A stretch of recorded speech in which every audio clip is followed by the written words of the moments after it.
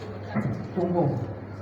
Cette 6e édition, placée sous le thème Femmes et médias, un levier pour le droit, l'égalité et l'autonomisation des femmes et des filles, est une occasion unique de célébrer le rôle crucial que nous, femmes de médias, jouons dans la construction d'une société plus juste, plus équitable et plus inclusive. Nous savons que tous les médias ne sont pas seulement un outil d'information, ils sont un instrument puissant de transformation sociale. À travers nos écrits, nos reportages, nos émissions et nos enquêtes, nous portons la voix de sans-voix. Nous dénonçons les injustices et nous militons pour un monde où le droit des femmes et des filles ne sont plus une revendication, mais une réalité incontestable. Chers invités, avant d'aller plus loin, permettez-moi de rendre hommage appuyé à toutes les femmes journalistes congolaises qui exercent dans des zones de conflit. Femmes et médias, les vies pour les droits, l'égalité, l'autonomisation des femmes et des filles, c'est des thèmes qui arrivent couramment, mais cette année c'est un peu particulier parce que nous avons beaucoup de femmes, j'ai de jeunes filles qui sont victimes de l'occupation dans la partie est de la République démocratique du Congo. Je pense aussi que le fait que nous ayons des femmes en ces lieux pour réfléchir, pour voir comment on se bat pour ces points que j'ai énumérés, est aussi une marque de soutien et de solidarité pour pas seulement ces femmes, mais tous les confrères qui sont dans des conditions très difficiles. Nous avons avec nous le président de Radio Communautaire. Je pense qu'il y a une bonne partie de sa communauté qui ne peut plus exercer depuis bien longtemps pour certains ces métiers qui sont certains contraints à la clandestinité. Il faut bien qu'on les garde dans nos pensées, que dans chacune de nos actions, nous pensons au travail qu'ils font et de l'utilité que cela représente dans notre quête collective à la fois pour la paix, mais aussi pour les droits, l'égalité et l'autonomisation des femmes et des filles. Nous sommes dans un pays qui est reconnu internationalement comme le pays du champion de la masculinité positive. Nous avons pour la première fois dans l'histoire une première ministre femme. Je pense qu'on ne les dira jamais assez lorsque nous voulons parler de la place de la femme, lorsque nous voulons parler d'autonomisation et d'égalité. Ces choses ne valent vraiment que lorsqu'elles se reflètent dans nos décisions. Et je pense qu'en République démocratique du Congo, je vous parle comme autorité des tutelles, par exemple, de la télévision nationale, où la 1 comme la 2 sont des médias qui sont dirigés par des femmes. Ça veut dire que pour nous, ce n'est pas simplement pour des effets de mode ou des cosmétiques, mais c'est parce que nous sommes convaincus que les femmes ont bel et bien leur place à côté de nous pour travailler à faire émerger la République démocratique du Congo.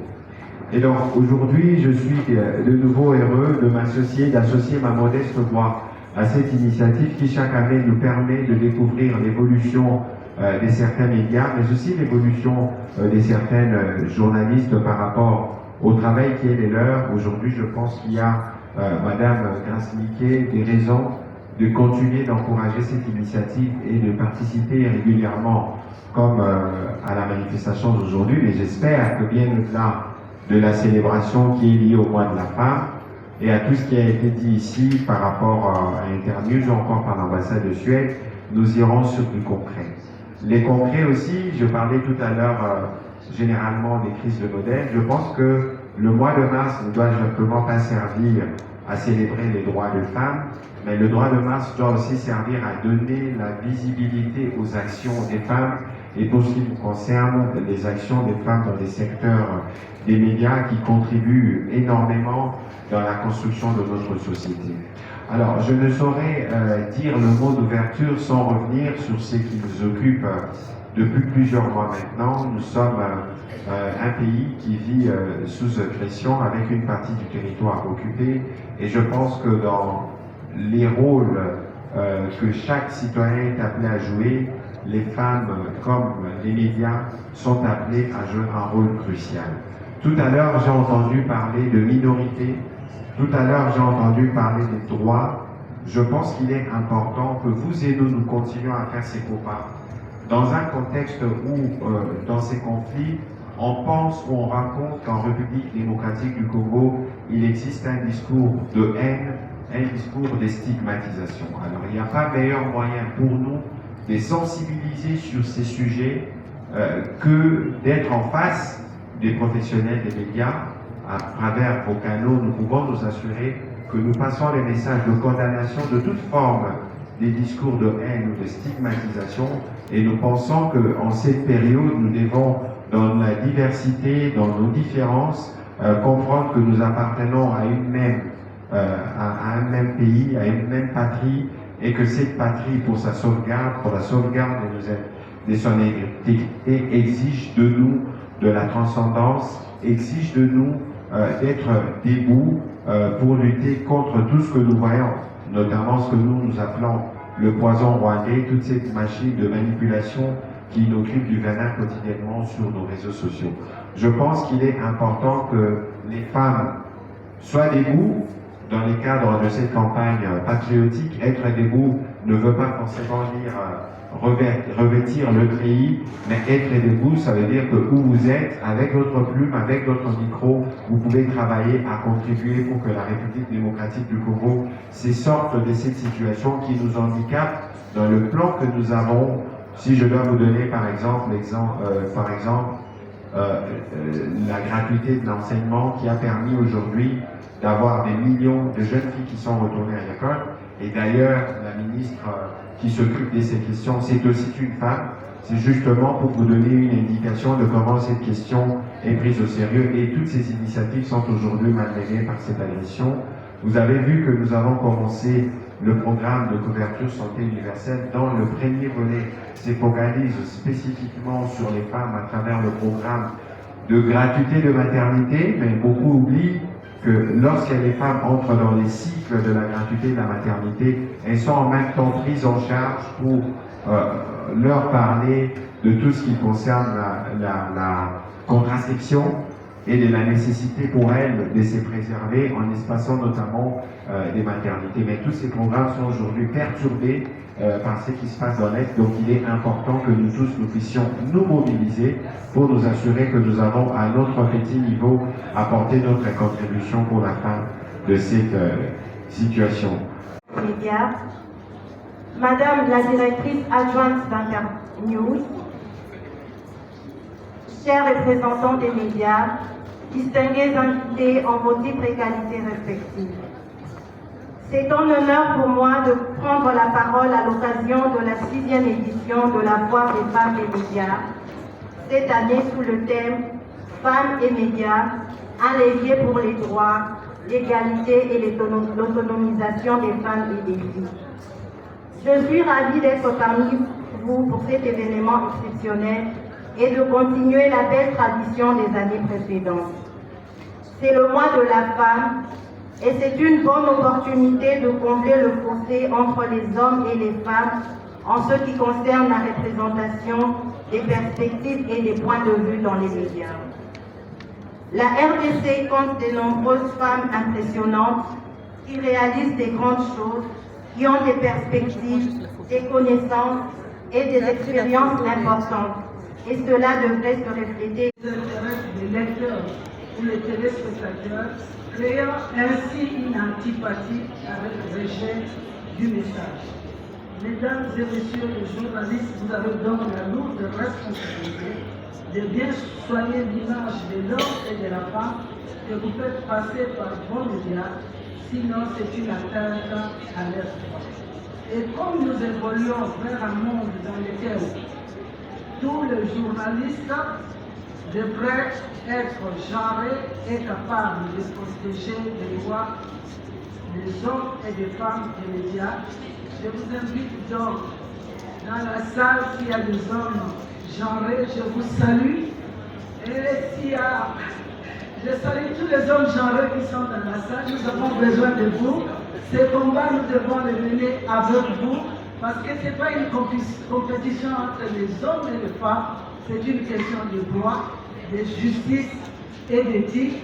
Les hommes et les femmes genrés doivent militer ensemble, lutter contre les mentalités, contre les clichés, les traditions et les coutumes rétrogrades pour que notre Congo puisse aller de l'avant, et je vous remercie.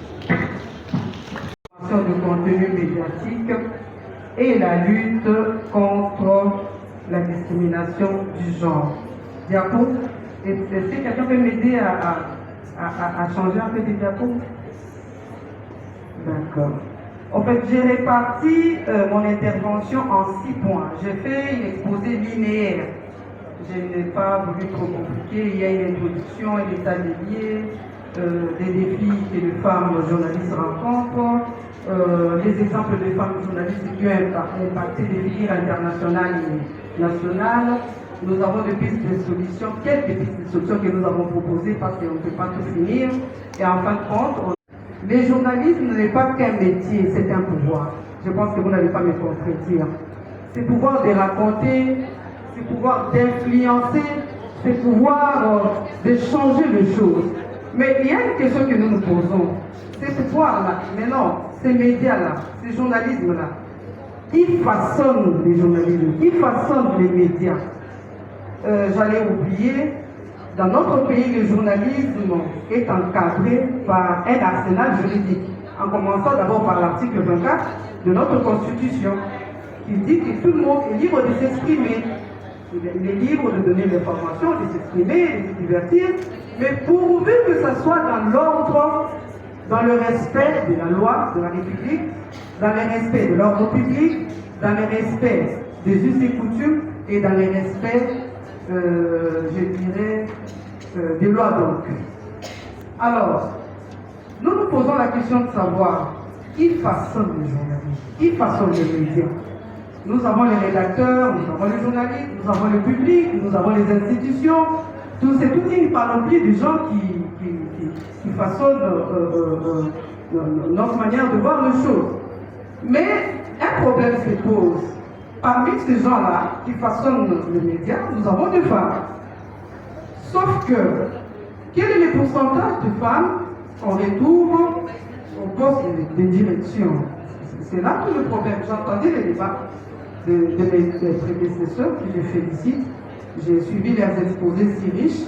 C'est un problème épineux et je peux même dire que c'est à étendre sur tous les domaines, dans tous les domaines, dans tous les secteurs, pour trouver les femmes au poste de direction. Elles sont vraiment avec eux. Elles sont peu nombreuses. Pour rester dans le sujet, les femmes journalistes sont souvent restent sous-représentées et reléguées à des rôles secondaires ou cantonnées à certains sujets dits féminins. Mais quand elles prennent parole, nous allons voir, un peu plus tard vous verrez, j'ai amené des femmes débattantes, des pionnières qui ont changé le cours des choses. Nous allons voir. Cela, il y a quelqu'un qui peut m'aider? Oui, on peut.